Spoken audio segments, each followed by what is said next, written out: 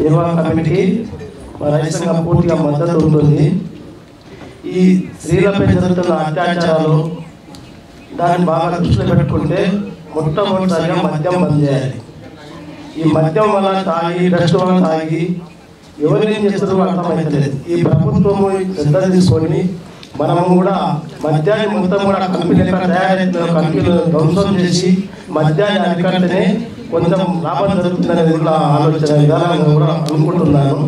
ఈ స్త్రీలపై జరుగుతున్న అత్యాచారాలను పూర్తిగా ఖండించుకుంటూ వాళ్ళు జరగంటే విధినాటకాలు రావాలి, గ్రామ సభ జరపాలి, ప్రభుత్వం వచ్చి పోలీస్ డిపార్ట్మెంట్ నుంచి కూడా గ్రామాలను జరిగి ఎటువంటి జరగదని చెప్పి కూడా ఈ ప్రభుత్వం చొరవ తీసుకోవాలని కోరుకుంటూ ఇప్పుడు పర్యావరణ వృక్షాలు కాపాడుకోండి. దామగుండంలో 2900 ఎకరాల పొలం అది. అక్కడ కొన్ని వందల సంవత్సరాల నుంచి వృక్షాలు ఉన్నాయి. ఆ వృక్షాలు వనమూలికలు ఉన్నాయి, వాయువు ఉన్నది.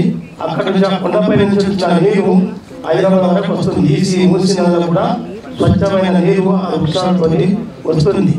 చుట్టుపక్కల ఆ యొక్క ఆడైతే మాకు అనుకుంటుందో మనకు ఇక్కడ ఎలాంటి సముద్రాలు లేవు కనుక ఇక్కడ అవసరం అది. ఇక్కడ విశాఖపట్నంలో ఉన్న సముద్రాలు కంటే అక్కడ ఆడాలి పెట్టుకుంటే అక్కడ వాళ్ళకి అవసరం, కానీ మనకి ఇక్కడ సముద్రాలు లేవు, ఇక్కడ ఏమి లేవు.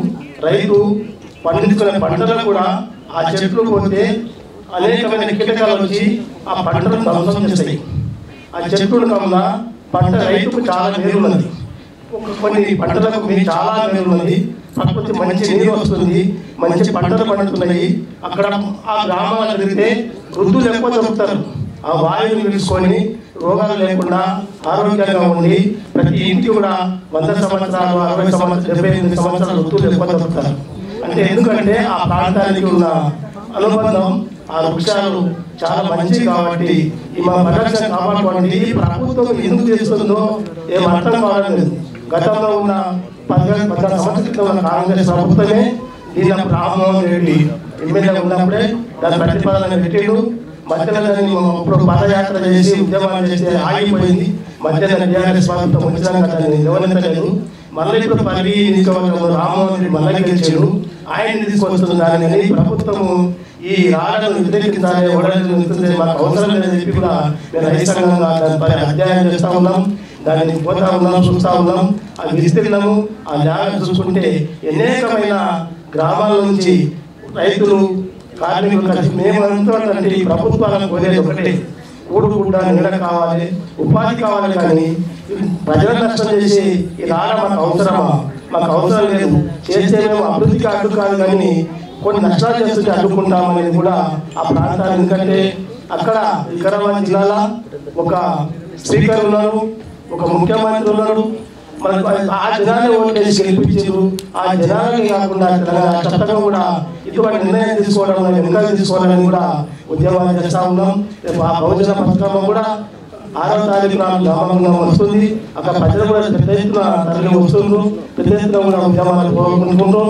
మనకు ఎందుకంటే మనకు కావాల్సిన నీరు, ముఖ్యంగా మంచి నీరు కావాలి, మంచి వాయువు కావాలి. ఈ చెత్తలు 100 సంవత్సరాల నుంచి ఉన్న చెత్తలు నరికేస్తే నీకు లాభం ఏమిటి? ఆ చెత్త ఎవరు అడుగుతున్నారు? మన మా వ్యాపారం అంటున్నామా, ఒక కాంట్రాక్ట్ అంటున్నామా, మా జీవనోపాధి గురించి మా పుట్టడం కొట్టే రైతులకు మీరు ఇంకొక విషయం కూడా మేధావులు ఏం చెప్తా ఉన్నారంటే పుట్టబోయే పిల్లలు కూడా పోలియో వస్తుంది, అనేక రోగాలు వస్తాయి. అటువంటి కూడా జనాభా తగ్గుతుంది. ఇటువంటిది అవసరం లేదని చెప్పి కూడా పూర్తిగా సంపూర్ణంగా మేము ఖండిస్తా ఉన్నాం. మనందరినీ కూడా కాపాడుకున్న బాధ్యతగా మనలో కూడా మాకందరూ కూడా అన్ని ప్రజా సంఘాలు కూడా సహకరిస్తా ఉన్నది. రాజకీయాల పక్కకెట్టి కూడా అందరూ అనేకమై దాడి చేసి ఆ రాళ్ళను తరిమి కొడతాం, రానివ్వమని చెప్పి కూడా మేము అందరం కూడా రైతు సంఘాలుగా ఆలోచించి గ్రామం తిరుగుతూ ఉన్నాం. నిన్న కూడా పోస్ట్ ఆవిష్కరణ జరిగింది. గ్రామాలు తిరుగుతూ అన్ని మన తీర్పు తిరుగుతూ ఉన్నది. ఆ ప్రాంతాన్ని కూడా కానీ అన్ని సంఘాల కలిసి కూడా ఈ ప్రభుత్వాన్ని ఇంకా తీసుకోవాలని కోరుకోవడానికి లేకుండా పట్టం వాళ్ళు ఖచ్చితంగా అంటే కూడా ప్రాణాలు లేని సిద్ధంగా ఉన్నారు. కానీ ఆ రాళ్ళను ఆడడానికి వ్యతిరేకించాలని చెప్పి కోరుకుంటూ ఎక్కువ సెలవు తీసుకుంటూ